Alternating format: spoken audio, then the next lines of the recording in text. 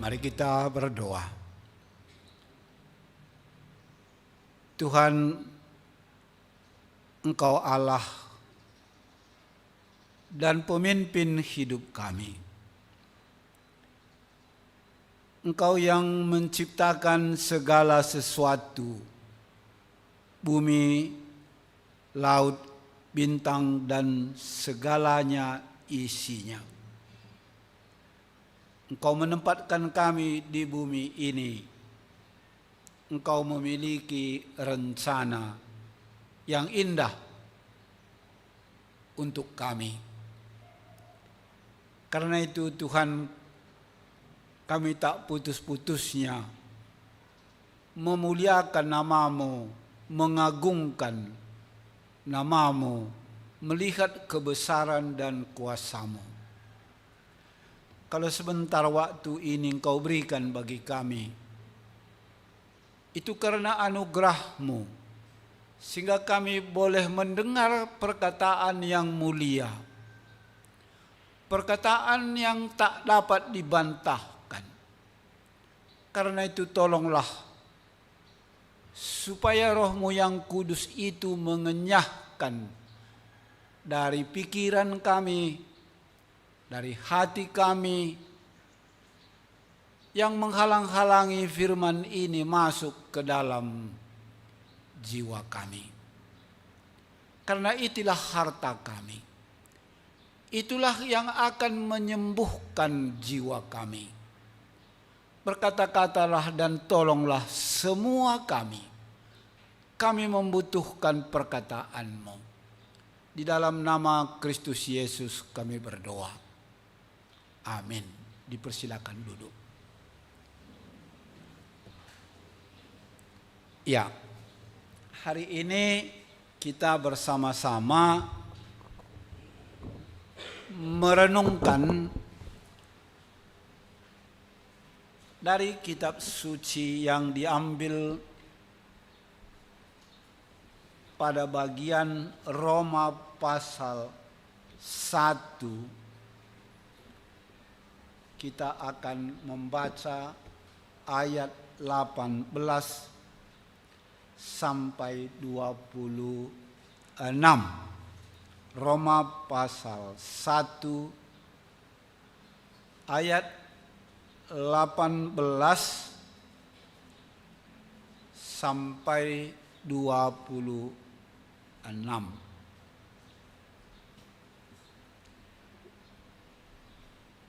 Ya. Sekali lagi, Roma pasal 1 ayat 18 sampai 26.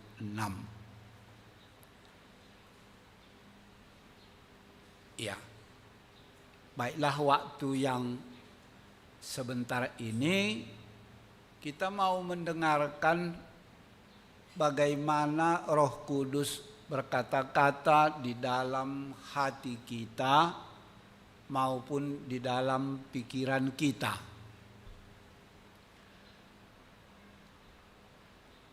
Judul yang diberikan itu hukuman Allah atas kefasikan dan kelaliman manusia. Sebab murka Allah nyata dari surga atas segala kefasikan dan kelaliman manusia, yang menindas kebenaran dengan kelaliman. Karena apa yang dapat mereka ketahui tentang Allah nyata bagi mereka, sebab Allah telah menyatakannya kepada mereka. Sebab apa yang tidak nampak daripadanya, yaitu kekuatannya yang kekal dan keilahiannya, dapat nampak pada pikiran dan karyanya sejak dunia diciptakan, sehingga mereka tidak dapat berdalih.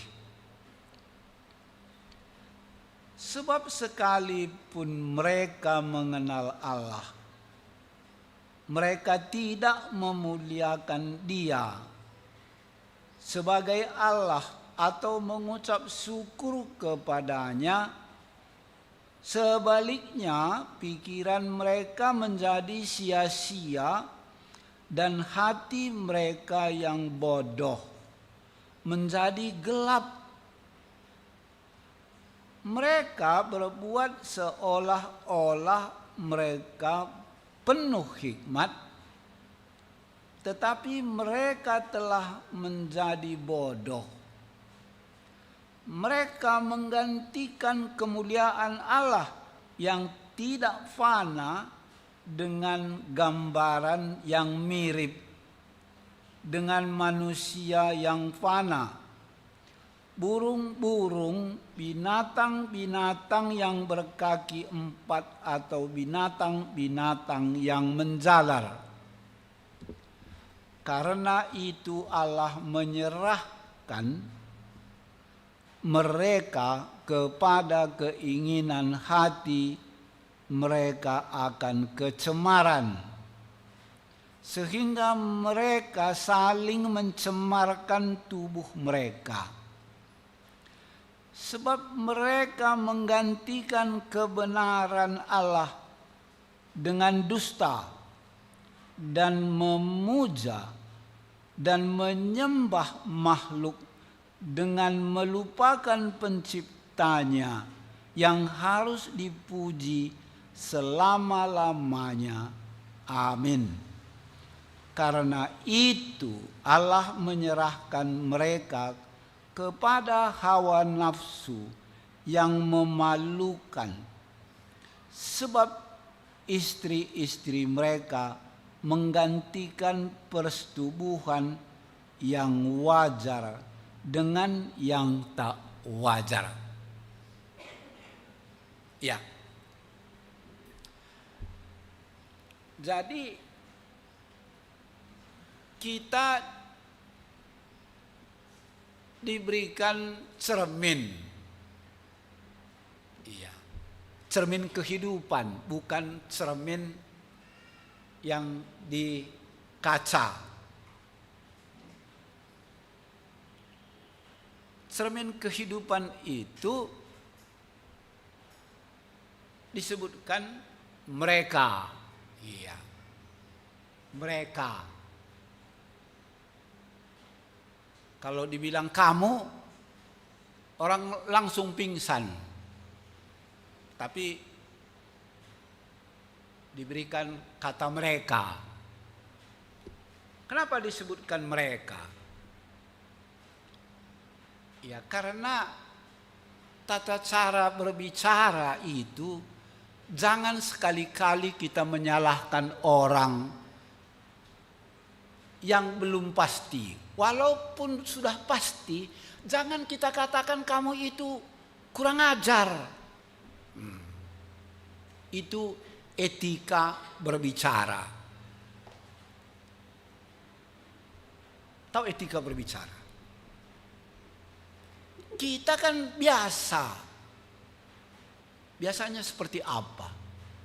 Kalau kita rasa tidak cocok, kamu, kita bilang. Kita yang tidak merasa cocok. Orang sudah memberikan yang terbaik, tapi kitanya yang merasa tidak cocok. Maka lantas kita bilang, kamu. Kan lebih baik ada orang seperti ini. Mereka itu begini, begono, begini.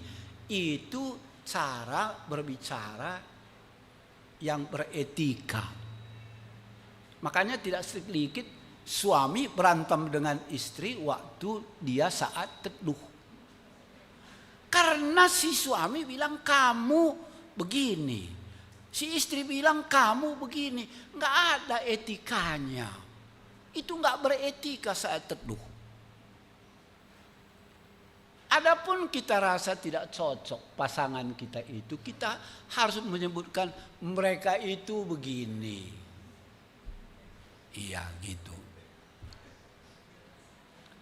Kenapa? Supaya jangan kalian berantem. Pas pula kan darah mudanya. Nah, kalau darah tua sudah lain. Oh iya memang begini. Kamu diciptakan Tuhan begini. Itu sudah darah tua namanya. Iya. Si istri sudah bisa menerima kamu, kata suaminya. Tapi tidak semua istri bisa menerima. Enggak. Dibilang kamu gitu langsung dia pikir, dia sudah mau begini. Makanya kita mendengar bahasa firman Tuhan ini, etika untuk berbicara. Ya, dengar ini yang selalu saat teduh ini, yang selalu konflik setelah saat teduh. Iya, etika kita yang tidak ada waktu kita saat teduh. Baik ya. Yang kedua, orang-orang Yahudi maupun orang-orang Yunani kalau dia bercerita beda dengan kita bercerita. Bedanya apa? Orang-orang Yahudi dan orang-orang Yunani kesimpulannya diletakkan di depan. Baru diuraikan setelah kesimpulan. Iya. Kalau kita menulis buat dulu cerita, baru di akhirnya kesimpulan. Nah, sekarang kita lihat. Baru kita masuk ke dalam bacaan ini. Ayat 18 itu adalah kesimpulan daripada perikop ini.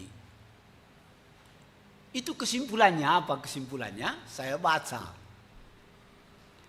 Sebab murka Allah nyata dari sorga atas segala kefasikan dan kelaliman manusia yang menindas kebenaran dengan kelaliman. Itu kesimpulannya. Uraiannya mulai dari ayat 19 sampai seterusnya. Makanya saya buat judulnya,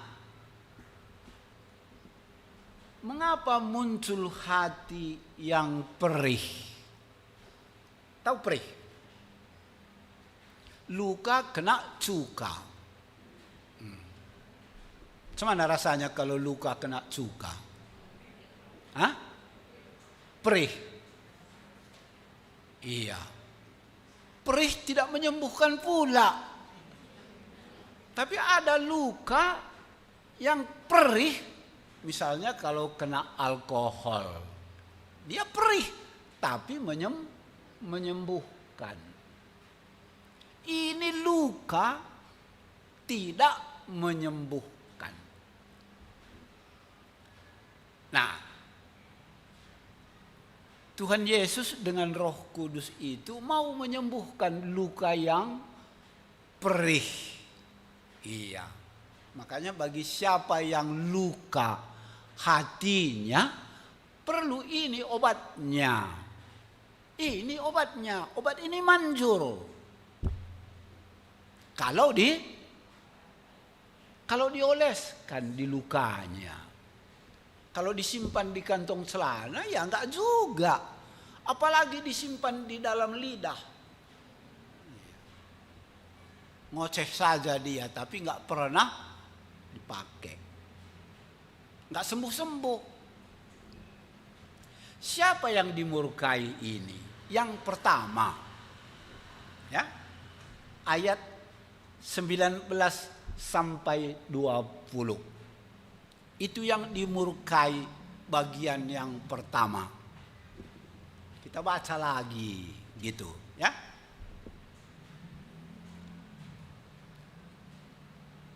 Karena apa yang dapat mereka ketahui tentang Allah nyata bagi mereka, sebab Allah telah menyatakannya kepada mereka. Sebab apa yang tidak nampak daripadanya yaitu kekuatannya yang kekal dan keilahiannya, dapat nampak kepada pikiran dan dari karyanya sejak dunia diciptakan, sehingga mereka tidak dapat berdalih. Iya. Ini dunia sudah ada. Dunia ini ada karena diciptakan. Tujuan Allah menciptakan dunia ini bukan supaya ogah-ogahan, tapi supaya orang yang tinggal di dunia ini mau mencari Allah yang benar. Iya. Saya ulangi. Kalau sudah mati nanti Anda mau cari Allah yang benar pun nggak ada lagi waktunya. Memang waktu Anda ada, tapi waktu Tuhan nggak ada lagi karena Anda sudah mati. Jadi mumpung ada waktu hari ini, kita tinggal di dunia ini dan Allah sudah menjadikan dunia ini.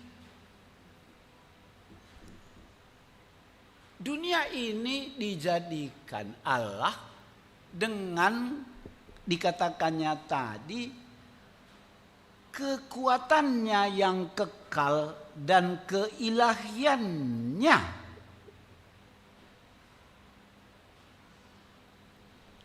Jadi menurut Anda dunia ini jadi dari mana datangnya? Hah? Iya. Kalau nggak tahu kenapa nggak dibilang dari Allah saja sudah. Iya. Dan memang dari Allah. Kalau nggak siapa yang bisa menciptakan dunia begini ajaib? Iya. Allah. Jadi itulah maksud Allah menciptakan dunia ini, supaya yang tinggal di bumi ini mencari Allah dan kebenarannya. Jadi katakan kepada jiwa kita begini, kenapa jiwaku malas mencari Allah dan kebenarannya? Tanya dia, tidakkah engkau sudah dimasuki setan? Nah gitu. Jangan tetangga ditanya, kau sudah dimasuki setan kau. Kenapa? Karena kamu tidak mau mencari Allah dan kebenarannya. Enggak. Tanya diri kita. Pernah tanya enggak? Kenapa kau malas? Asal dengar firman Tuhan, lama sekali khotbahnya GKMI kasih anugerah.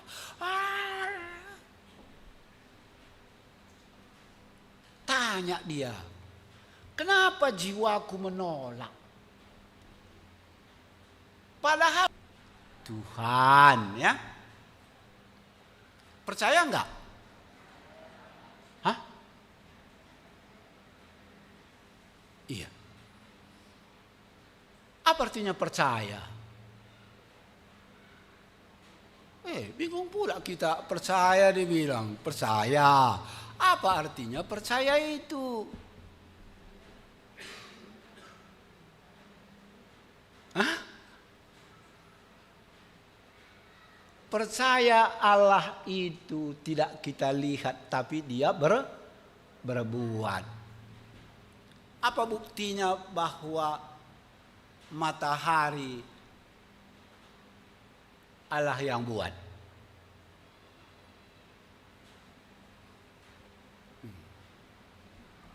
Setengah gila ya.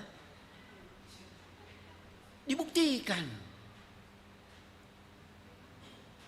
Buktinya, kalau mau lihat Joshua pasal 10. Joshua pasal 10 ayat 13. Singkat cerita saya saja menceritakannya karena Anda tiba-tiba disuruh ya. Itu bedanya dengan ujian meja hijau. Kalau ujian meja hijau nggak dibilang-bilang, langsung apa ini kata pengujinya. Pada Joshua 10 ayat yang ke-13 disampaikan bahwa matahari tidak bergerak. Iya. Jadi matahari terbit di sebelah timur, terbenam di sebelah barat, itu karena perintah Tuhan. Jangan lupa yo, besok jam ini kamu sudah terbenam di sana.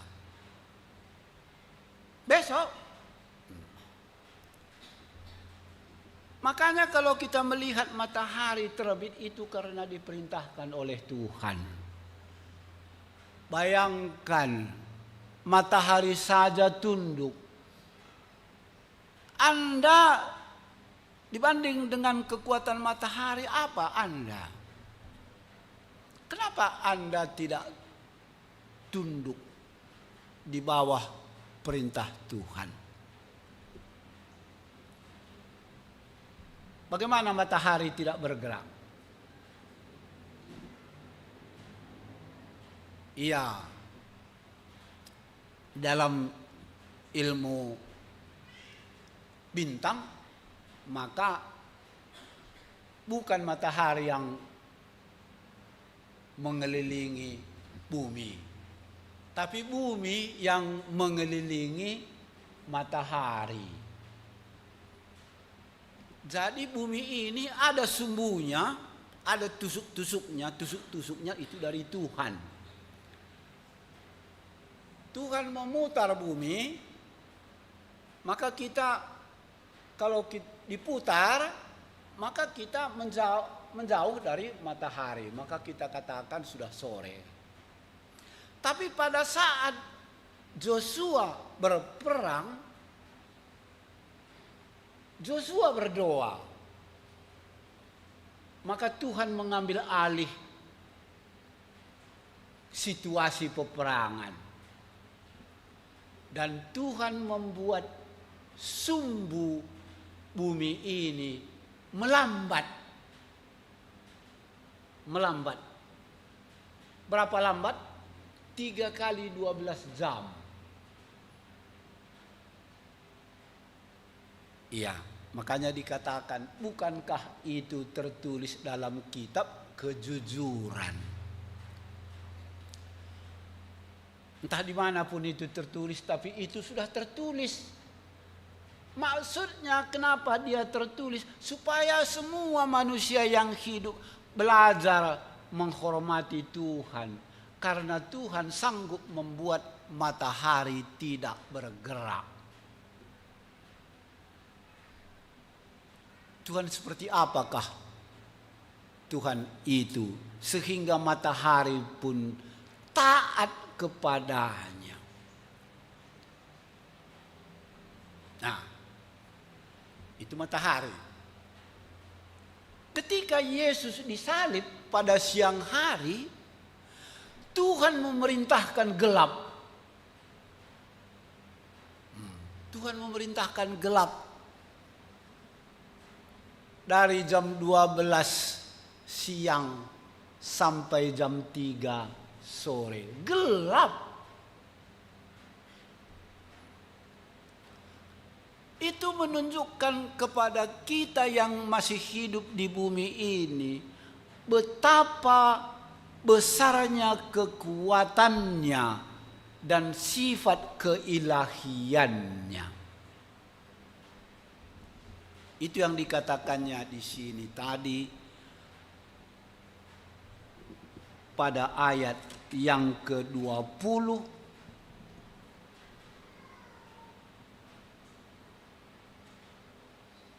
akan dapat nampak kepada pikiran dari karyanya sejak dunia diciptakan, sehingga mereka tidak dapat berdalih. Jadi kalau masih ada orang yang sudah melihat bumi, dia berdalih untuk menyembah Tuhan, maka murka Tuhan dari langit, dari sorga turun. Dari mana turun? Dari langit. Ya, maka terkenang kita dengan nasib kota Sodom dan Gomora, ya. Kayanya minta ampun. Cantik-cantiknya orang di sana luar biasa. Karena di mana daerahnya kaya, cewek dan cowoknya cantik semua. Mana lebih cantik cewek cowok orang Prancis daripada orang dari Tanah Karo?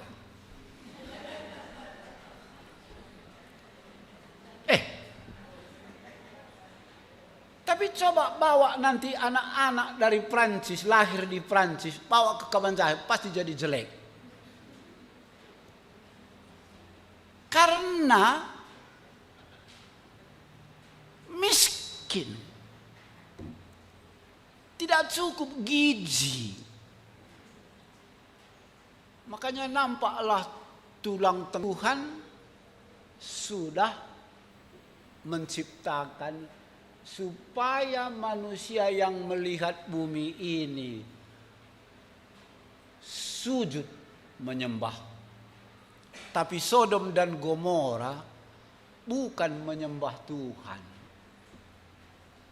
Sudah cantik istrinya di rumah, dicarinya laki-laki, kawannya tidur.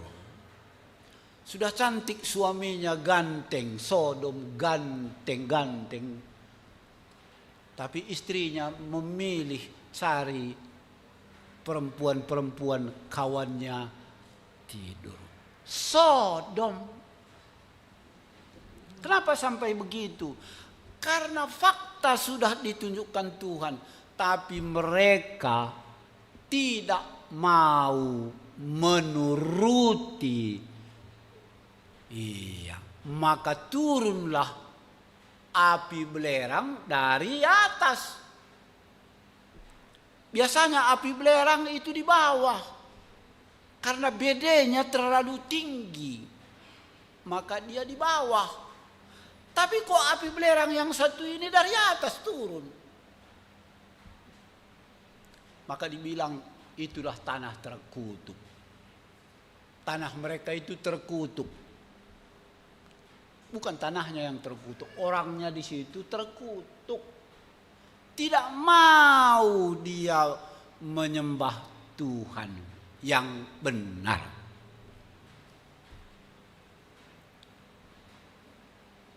Berapa lagi yang tinggal orang di Sodom? Sejak itu nggak ada lagi. Kenapa? Karena sudah seperti jurang maut. Tadi tanah yang subur, indah, elok, sungai-sungainya, penduduknya makmur. Tetapi karena satu perkara dia tidak mau menyembah Tuhan, maka muncullah kebinasaan, memilukan. Sampai istri Lot pun terpana dengan indahnya kota Sodom. Tapi Tuhan bilang jangan lagi kau pandang ke belakang, maju terus. Orang percaya Tuhan jangan lagi memandang ke belakang. Biarlah yang di belakang sudah di belakang. Kalau orang yang pernah patah cinta, biarlah patah cinta itu lalu saja. Karena Tuhan lebih mengetahui siapa yang cocok bagi Anda. Jangan pula tiap malam Anda putar videonya yang lalu. Aku sudah beginilah dengan dia. Kenapalah? Itu nggak ada gunanya. Orang Kristen maju ke depan, memandang ke depan. Ini enggak, itulah karena ayahku dulu tidak begini, ibuku begini. Enggak, kalau Anda hari ini sudah dengar firman Tuhan, maju ke depan. Jangan atret. Kalau Anda melihat bumi ini, itu artinya kesempatan bagi kita untuk menyembah Tuhan yang benar. Ada tipe yang kedua di sini, yaitu ayat 22. Ada tipe orang ayat 22. Apa tipenya?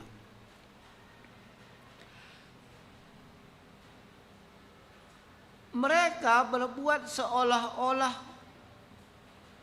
mereka penuh hikmat, tetapi mereka telah menjadi bodoh.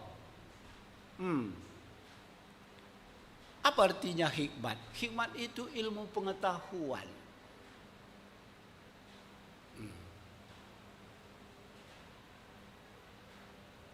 Jadi dibilang orang harga emas 2 juta 1 gram. Dibelinya lah, dihabiskannya lah uangnya untuk beli emas, karena nanti emas itu mahal. Tiba-tiba banjir bandang datang.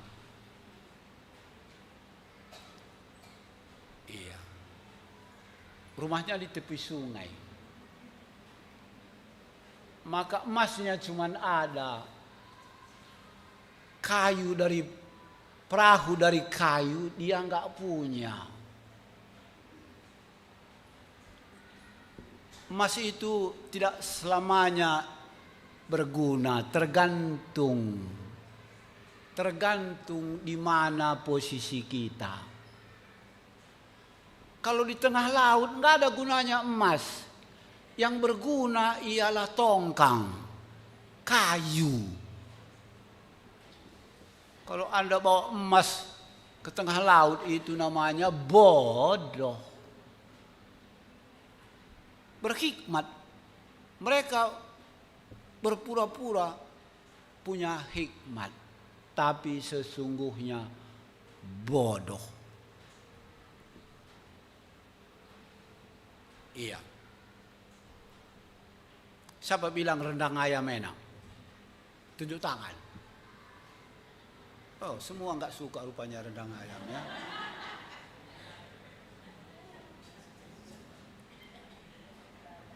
Kalau saya disuruh rendang ayam itu menjadi musuh. Kenapa? Karena gigi saya sudah habis.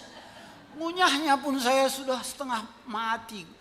Oh, putar kanan 40 kali ke sini tetap daging ayam tetap utuh. Jadi tidak selalu daging ayam itu enak. Tergantung. Siapa bilang firman Tuhan itu tidak baik?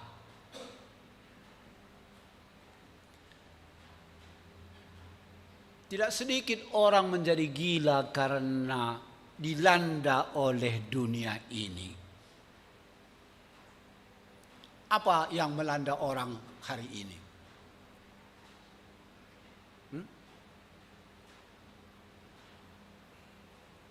Apa kira-kira?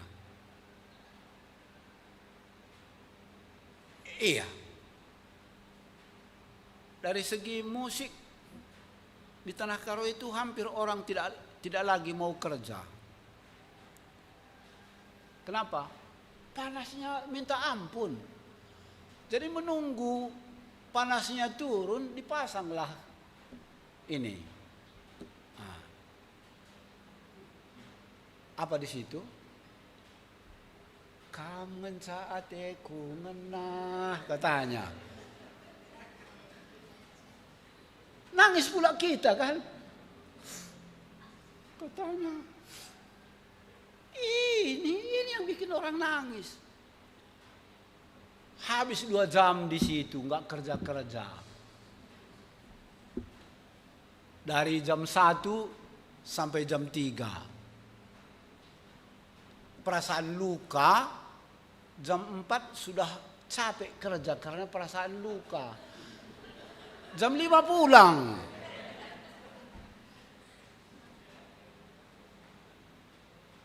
Akhirnya apa?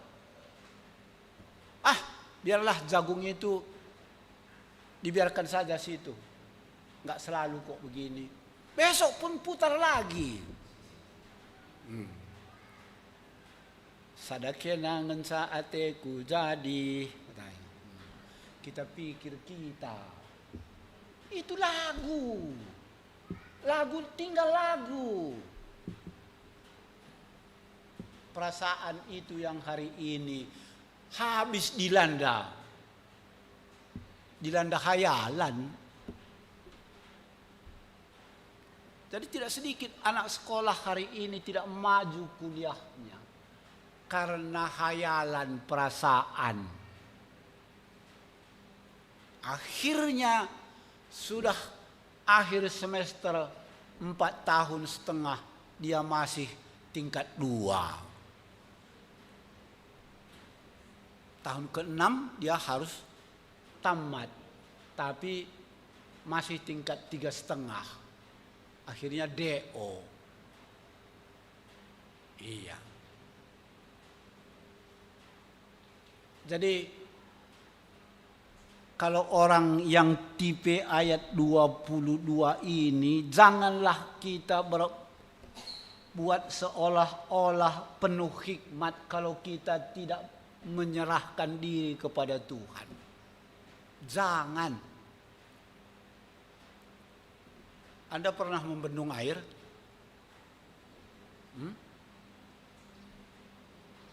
Iya. Kami sama Bram sudah pernah membendung air di waktu kemarau. Kecil airnya. Bikin 1,3 semen ini kokoh ini Pak, katanya. Bikin. Datang kayu dari hulu. Airnya besar, bawa balok 5 ton. Hanyut. Disapunya sama tembok tadi semua.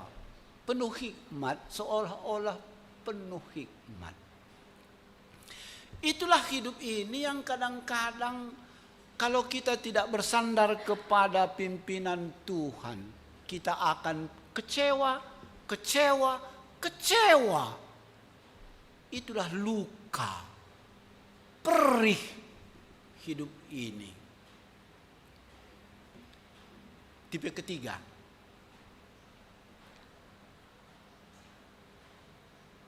Mereka menggantikan kemuliaan Allah yang tidak fana dengan gambaran yang mirip dengan manusia yang fana.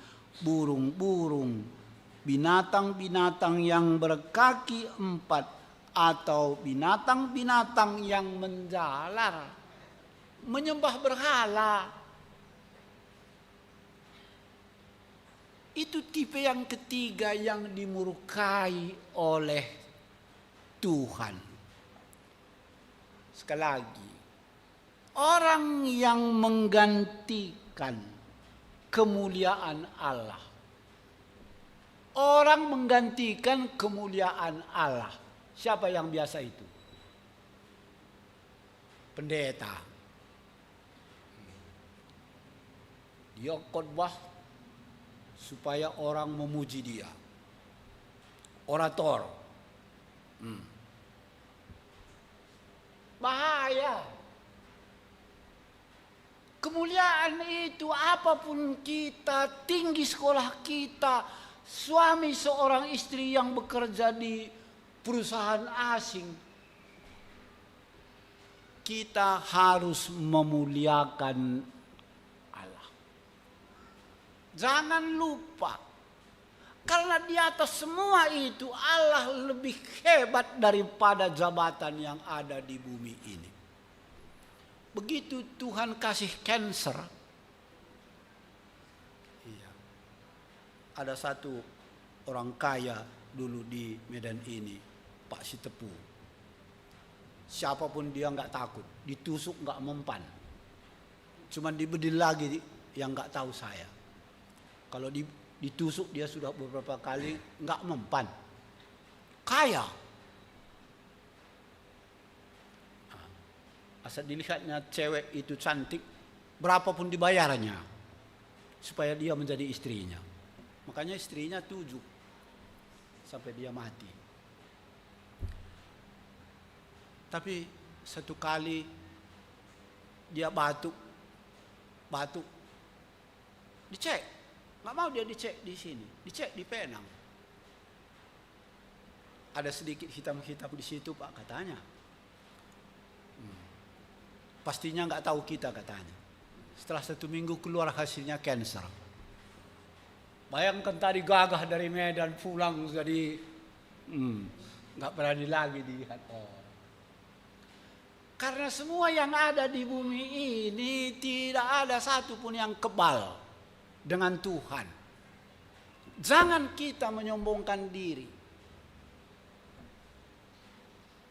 Kalau kita punya keahlian itu pun kita tidak boleh sombong. Karena keahlian itu pun ada maksud Tuhan. Iya, makanya saya ingatkan. Suami-suami ini, kalau ada istrinya mau mengalah selalu, hati-hatilah. Mengapa dia mengalah? Itu bukan karena kehebatan si suami. Tapi karena ada Tuhan maksud. Dia mau supaya kita bertobat sebelum terlambat. Hari ini saya beritahu, kalau ada istri yang baik, itu bukan karena kehebatan si suami. Dan sebaliknya, janganlah kita menganggap kebaikan Tuhan Allah itu sepi. Karena nanti penghukuman itu sangat mengerikan dan membuat hati kita menjadi luka. Ya. Tipe yang keempat yaitu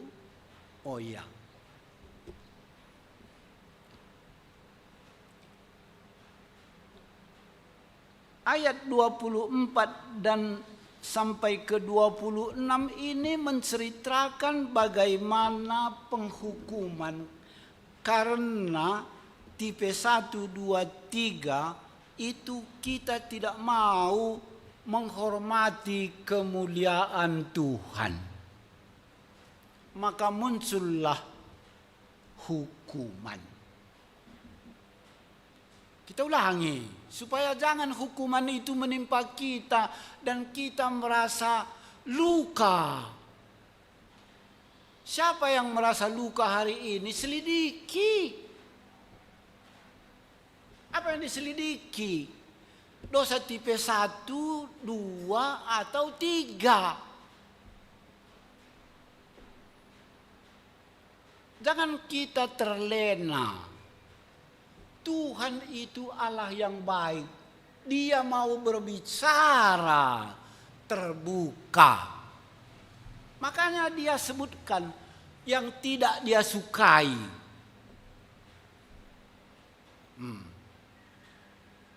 Tipe 1 yaitu kalau kita tinggal di bumi ini, kita melihat bumi ini, kita harus memuliakan dia. Tipe 2 orang-orang yang berbuat seolah-olah penuh hikmat. Dan tipe ketiga yang menggantikan kemuliaan Allah. Allah yang harus dimuliakan. Atau enggak tahu pula kita bagaimana memuliakan Allah. Nah, ini pun bisa payah kita ini. Nah, bagaimana Bapak Deven ini saya mau memuliakan? Dengarkan. Bapak Deven ini seorang yang bekerja di BUMN. Tetapi dia tidak melihat siapa kawannya yang bergaul di gereja-gereja ini. Dia selalu tiap selesai ibadah, dia menyusun kursi-kursi.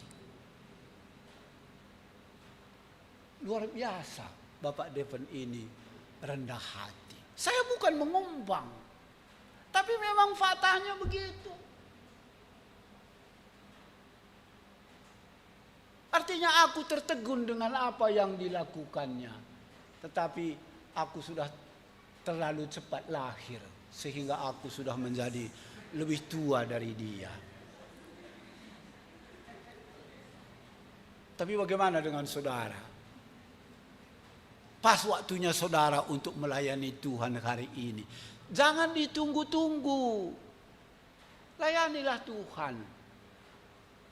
Karena Tuhan itu bukan sejenis yang kejam. Dia mau memperdulikan orang-orang yang mencari kehormatan, yang memuliakan Tuhan. Saudara-saudara yang dikasihi Tuhan, sekalipun kita sudah berdosa, sudah pernah kita tidak menghormati Tuhan, tidak pernah memuliakan Tuhan. Tetapi dosa kita itu semuanya ditanggung oleh Yesus Kristus, yang adalah luar biasa. Yesus Kristus itu luar biasa. Apa luar biasanya coba? Bagaimana di depan orang dia, tapi dia dengan lemah lembut berbicara, supaya orang jangan tersinggung.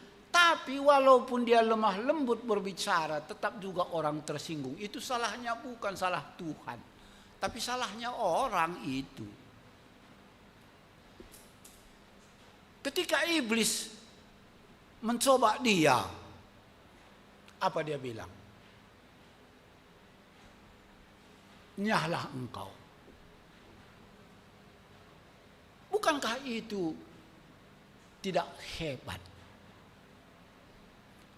Tetapi di balik kehebatan Tuhan Yesus itu, di sanalah dia bergaul dengan saya dan saudara, orang-orang yang penuh kusta.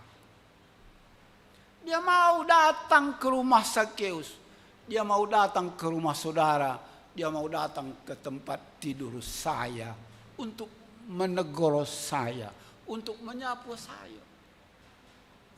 Siapakah saya sehingga Yesus mau datang menghampiri saya? Siapakah saudara sehingga Yesus mau menyapa saudara? Siapakah saudara sehingga Yesus berkenan meninabobokan di waktu Anda gelisah? Semua obat sudah dipakai untuk tidur, tetapi saudara tidak bisa tidur. Tetapi kasih Yesus datang menghampiri saudara, supaya saudara yang tidak bisa tidur boleh menjadi tidur. Itu bukan karena kekuatan saudara, tapi itu anugerah Tuhan. Tiap kali saya tidak bisa tidur, sudah jam 11 malam, Tuhan, aku hari ini tidak berani lagi minta kepadamu untuk minta belas kasihan-Mu supaya aku tidur. Tapi kalau boleh Tuhan, buatlah aku tidak cemas kalau aku tidak bisa tidur. Dan jikalau Tuhan berkemurahan, berikanlah aku juga waktu sehingga aku boleh tertidur. Luar biasa.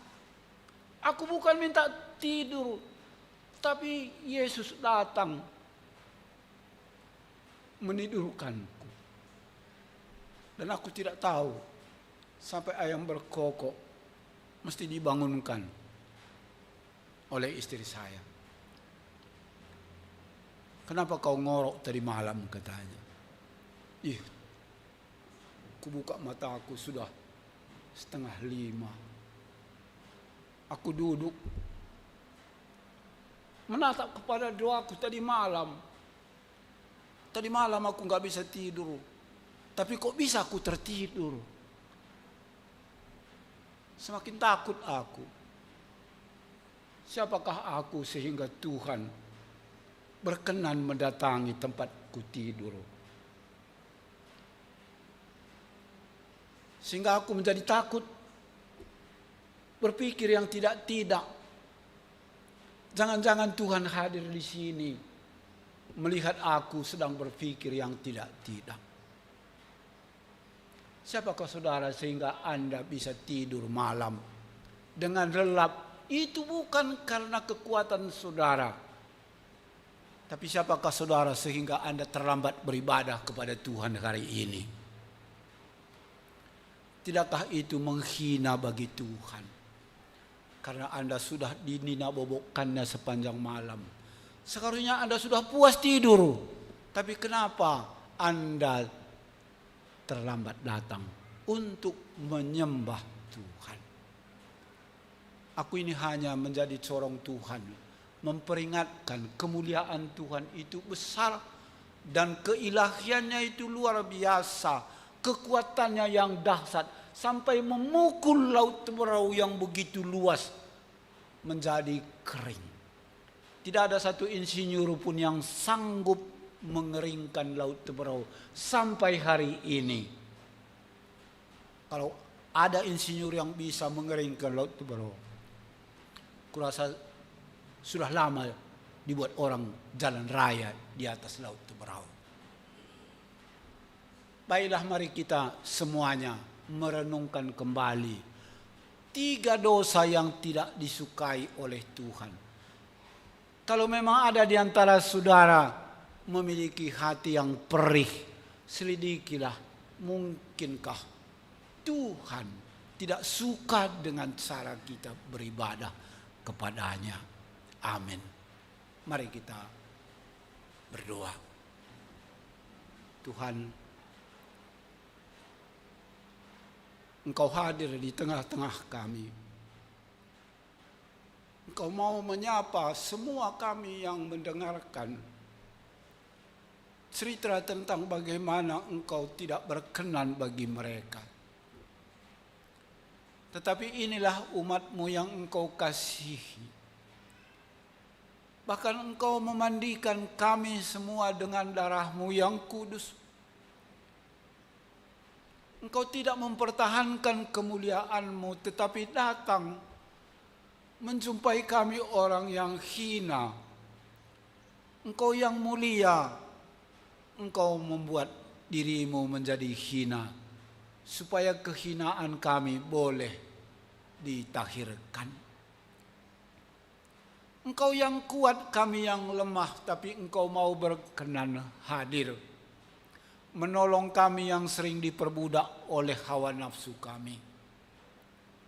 Terima kasih Tuhan kalau Engkau berkenan hari ini bagi umat-Mu yang kecil ini. Doa hamba-Mu, turunlah kesadaran bagi semua kami. Kesadaran bagi anak-anak-Mu yang masih Engkau berikan kesempatan hidup di bumi ini. Supaya janganlah kami menjadi tawar hati menghadapi kesulitan ini. Terima kasih Tuhan, karena harta yang termahal bagi kami ialah kalau Engkau memberikan Roh-Mu yang kudus melindungi kami, memimpin kami dari segala pencobaan. Sebentar kami akan pulang. taruhlah Tuhan perkataan-Mu ini tidak lekang dalam hati kami, melekat di dalam jiwa kami. Karena untuk apa semua yang kami dapat kalau kemurkaan Tuhan tidak undur daripada kami. Karena tiba waktunya kami semua akan menuai kefasikan dan kebodohan kami. Terpujilah nama-Mu Tuhan, Allah yang baik itu, Allah yang mengosongkan dirinya untuk boleh datang menjumpai kami. Kami hanya memuji nama-Mu, memuji kebaikan-Mu, Allah kami di dalam Yesus Kristus. Kami sampaikan doa kami kepadamu Bapa. Amin. Kepada Allah kita pujikan.